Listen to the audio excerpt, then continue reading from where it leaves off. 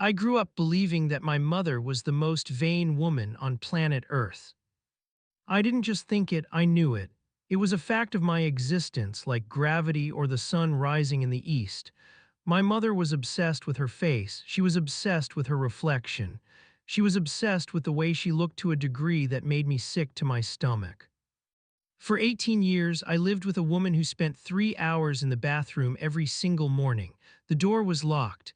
The water was running. I could smell the chemicals, the powders, the sprays drifting under the crack of the door.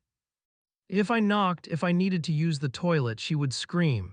Not just yell, scream. "Don't come in, do not open this door, Lucas."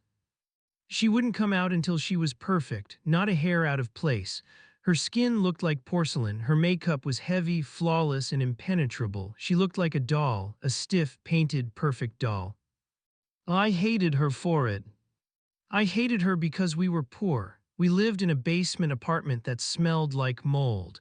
We ate canned ravioli for dinner. I wore sneakers that I had to tape together with duct tape. And yet her vanity table was covered in expensive jars, creams that cost $50, foundations that cost $100, special powders imported from France. I would look at those jars and see my college fund. I would see the car I didn't have. I would see the vacations we never took. I called her the queen. It was sarcastic. I mocked her. "Mom," I would say, "why do you need all that paint? Who are you trying to impress? You work at a call center, nobody even sees you." She would just look at me with those frozen, heavily made up eyes and say, "A woman must always present her best face to the world, Lucas. It is about dignity." Well, dignity? I didn't see dignity. I saw a narcissist who cared more about her eyeliner than her son's happiness. She never hugged me, not really. She would offer a stiff side hug, leaning away so I wouldn't touch her face. If I tried to kiss her cheek, she would flinch like I was holding a knife. "Don't smudge me," she would snap. I grew up feeling unloved. I grew up feeling like an accessory to her beauty routine. I moved out the day I graduated high school. I stopped visiting. I couldn't stand the smell of her perfume. I couldn't stand the sight of her checking her reflection in every spoon, every window, every mirror. Last week, my mother died in her sleep. I went back to the apartment to clear it out. I felt nothing, no grief, just annoyance that I had to deal with her piles of beauty products. I went into her bathroom, the sanctuary, the place I was never allowed to enter while she was in there. It was exactly as I remembered, cluttered with bottles. But then I opened the cabinet under the sink. I found a box. It was a metal medical box. I opened it, and inside I didn't find makeup. I found a face. A silicone face, a prosthetic. And underneath it, I found a photo album that chronicled a horror story I never knew existed. If you have ever judged someone for their appearance, or if you have ever felt rejected by a parent who seemed cold, you need to listen to this. Please hit that subscribe button right now. I am going to tell you the story of the mask and the woman who suffered in unimaginable pain just to look normal for her son. To understand my rage, you have to understand the specific rules of my childhood. Rule number 1: no swimming. My mother refused to go to the beach. She refused to go to the pool. If I wanted to go, she would sit in the car in the parking lot with the AC blasting. "I want to swim with you, Mom," I would beg. "No," she would say, "the chlorine is bad for my skin. The sun causes wrinkles." I thought she was pathetic. Rule number 2: no camping. I was in the Boy Scouts. I wanted her to come on the family trip. "No," she said, "there are no mirrors. There is no running water. I cannot get ready." I was the only kid whose mom wasn't there. I told my friends she was sick. I was too embarrassed to say she was too vain to sleep in a tent. Rule number 3: the midnight routine. My mother never went to bed before me, ever. She would wait until I was asleep. And she would wake up before me. I never saw her without the face. One time when I was 10, I had a nightmare. I woke up at 2 a.m. I walked into her room. It was dark. I shook her shoulder. "Mom." She shot up in bed. She grabbed the sheet and pulled it over her head, screaming, get out, Lucas, get out."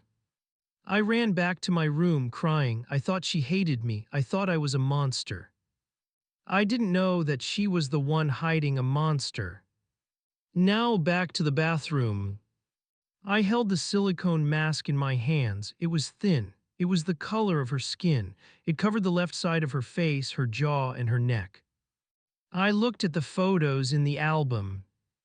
The first photo was of a beautiful young woman. She was radiant. She was smiling. She was holding a baby, me. The date was June 1998. The next photo was a newspaper clipping.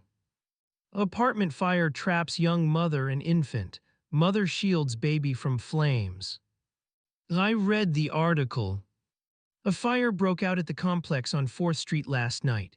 Firefighters found a woman, Elena Rose, curled in a ball in the corner of the bedroom. She was shielding her 6-month-old son with her own body. The roof had collapsed on top of them. The infant is unharmed. The mother is in critical condition with 3rd and 4th degree burns to her face, neck, and back. I dropped the clipping. I looked at the next photo. It was taken in the hospital. I almost threw up. It wasn't my mother, it couldn't be. The person in the photo had no hair. The skin on the left side of her face was melted, her ear was gone, her lips were fused, her neck was a mass of angry red scar tissue.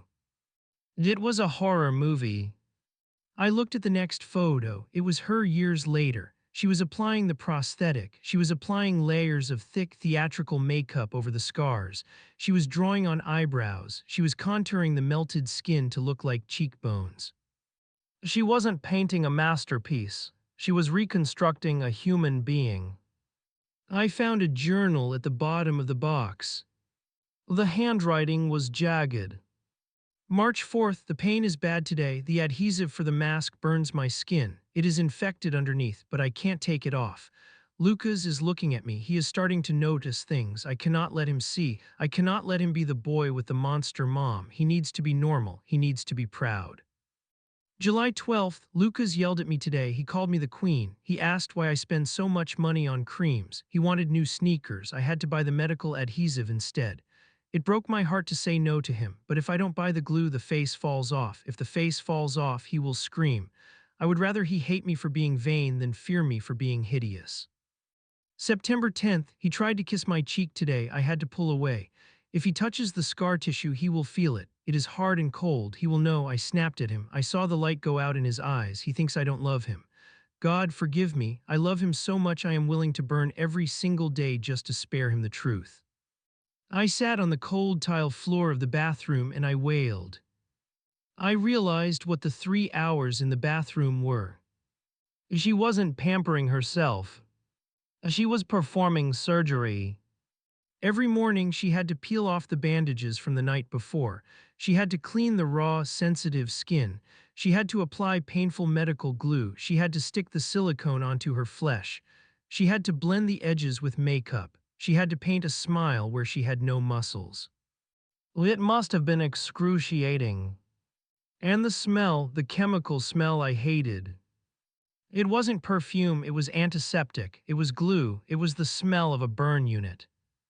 I realized why she never swam. The water would dissolve the glue, the mask would float away. I realized why she never camped. She needed sterile conditions to apply her face. She couldn't do it in a tent. I realized why she screamed when I walked in at night. She had taken the mask off to sleep. She was raw, she was exposed, she was terrified of traumatizing me. She spent her entire life in physical agony, wearing a mask that suffocated her skin just so I wouldn't be bullied, just so I wouldn't be the kid with the freak mom. She absorbed my insults, she absorbed my mockery. I called her vain, I called her superficial. And she took it. She accepted the title of narcissist because it was a better disguise than the truth. She allowed me to believe she loved herself too much because the truth, that she loved me enough to endure torture, would have burdened me with guilt. I looked at the jar of cream on the counter, the one I rescented, the one that cost $100. It wasn't anti-aging cream. It was high-grade topical anesthetic, numbing cream. She was numbing her face every day just to get through the day. I drove to the cemetery. I stood over her fresh grave. I had been so angry at the funeral. I had stood there thinking, at least she looks good in the casket. Even dead, she has her makeup on. Now I knew the mortician must have known. He must have applied the mask one last time. I fell to my knees in the dirt. Mom, I whispered, I see you, I finally see you. I thought about all the times I pulled away from her, all the times I made fun of her. I thought about the fire. She didn't just get burned, she chose to get burned. She curled around me. She gave her face to the fire so mine could remain untouched. I ran my hands over my own face, my smooth, unscarred skin, my eyebrows, my ears. These were gifts, these were bought with her flesh. I am walking around wearing the face she saved, while I mock the face she lost. I am a monster. I went back to the apartment, I didn't throw anything away. I took the silicone mask, I put it in a glass case. I took the photo of her in the hospital, I framed it. I put them on the mantelpiece. When people come over, they ask me, what is that? And I tell them, this is my mother, this is the most beautiful woman who ever lived. I tell them about the vanity, I tell them about the bathroom door, I tell them about my own ignorance. I tell them that things are never what they seem. I am sharing this story because we live in a visual world. We judge people instantly. We see a woman with too much makeup and we think fake. We see a woman who avoids the sun and we think high maintenance. We see a parent who is distant and we think cold. But we don't know the scars underneath. We don't know the fires they have walked through. If your mother has quirks, if she has rules you don't understand, if she seems obsessed with appearances, don't judge her. Maybe she is hiding a secret. Maybe she is hiding a pain so deep that if you saw it, it would break you. My mother wore a mask for 20 years, not to hide from the world, but to hide the world from me. She wanted me to see beauty, so she manufactured it out of pain. Please call your mom. Tell her she is beautiful, not because of her makeup, but because of her heart. Tell her you love her face, every line, every wrinkle, every scar. Because you have no idea what it cost her to show it to you. If this story changed the way you see the world, please share it. Share it for the burned survivors. Share it for the mothers who hide their pain. And in the comments, tell me, is there something about your parents you used to hate but now you understand? Let's start a conversation about forgiveness. Hit subscribe, we tell the stories here that peel back the mask. Rest in peace, Mom, you can take the mask off now, you are free.